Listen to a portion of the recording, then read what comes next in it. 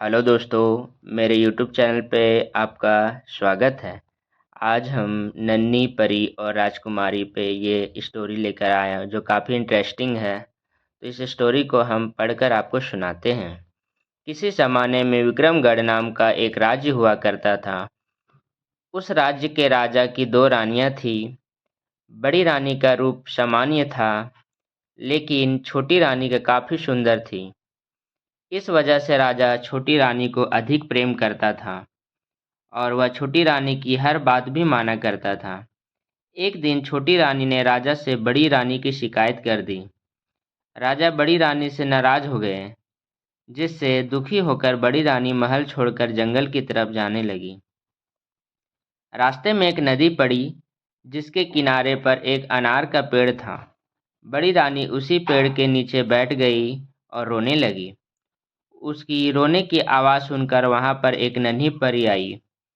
उस नन्ही परी ने रानी से उसके रोने की वजह पूछी। रानी ने रोते हुए उसे अपनी सारी बात बता दी। बड़ी रानी की बात सुनकर नन्ही परी ने कहा, इस नदी में 3 डुबकी लगाकर स्नान करो, फिर इस अनार के पेड़ से एक अनार तोड़ लो। ऐसा करने से तुम भी रूपवान हो जाओगी।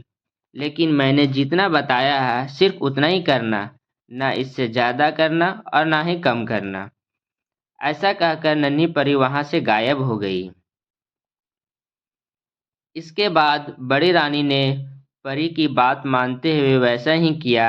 रानी ने जैसा ही नदी में पहली डुबकी लगाई, तो उसके शरीर का रंग साफ हो गया।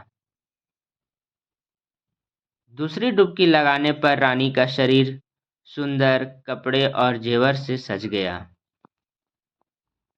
तीसरी डुबकी लगाते ही रानी के बाल लंबे, घने और सुंदर हो गई। अब बड़ी रानी बहुत ही सुंदर हो गई थी। इसके बाद जैसा नन्ही परी ने कहा था, नदी में 3 डुबके लगाने के बाद रानी ने एक अनार तोड़ लिया। तोड़ते ही वह अनार फूट गया और अनार के सारे बीज सैनिक बन गए।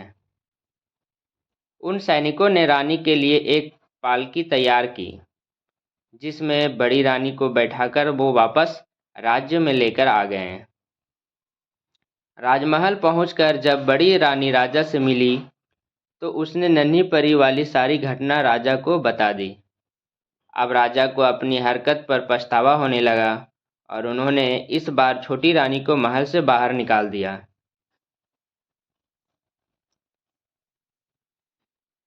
जब बड़ी रानी राजा को नन्ही परी को घटना बता रही थी, तो छोटी रानी छुपकर ये सारी बातें सुन रही थी।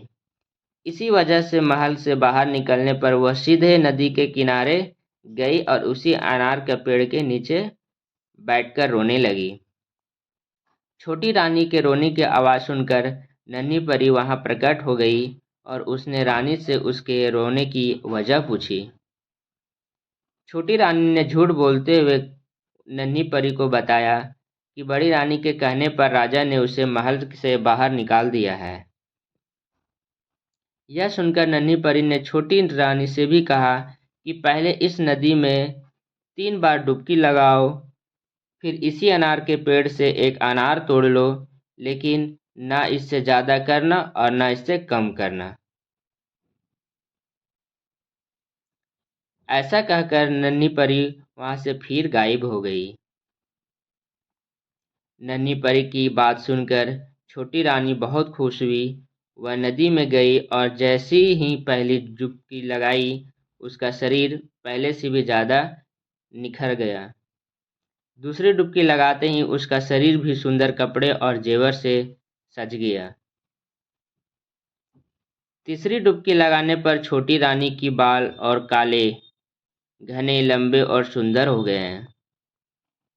अब छोटी रानी पहले से भी ज़्यादा सुंदर दिखने लगी थी। लेकिन छोटी रानी ने सोचा कि अगर वह 3 डुबकी लगाने से इतनी सुंदर हो सकती है, तो और डुबकियां लगाने पर वह और अधिक सुंदर हो जाएगी। उसने ऐसा सोचकर कई सारी डुबकियां लगा ली। ऐसा करने पर छोटी रानी के शरीर के सारे कपड़े फटे और पुराने हो गए। उसके सारे गहने गायब हो गए। उसके शरीर का रंग भी गहरा हो गया। शरीर पर दाग और दाने निकल गए। छोटी रानी अब पहले की तरह सुंदर नहीं लग रही थी। रोते हुए वह नदी से बाहर आई और अनार के पेड़ से एक अनार तोड़ा। अनार तोड़ते ही वह फूट गया। उसके एक सांप निकला और वह रानी को खा गया। कहानी से हमें यह सीख मिलती है दोस्तों कि नन्ही परी और छोटी रानी की कहानी हमें सीख देती है कि दूसरे लोगों के लिए कभी बुरा नहीं सोचना चाहिए। तो ये एक छोटी सी स्टोरी था हमारे दोस्तों, नन्ही परी की कहानी। Please like comment and subscribe करें all my YouTube family. Thanks. हर हर बोले, जय श्री राम।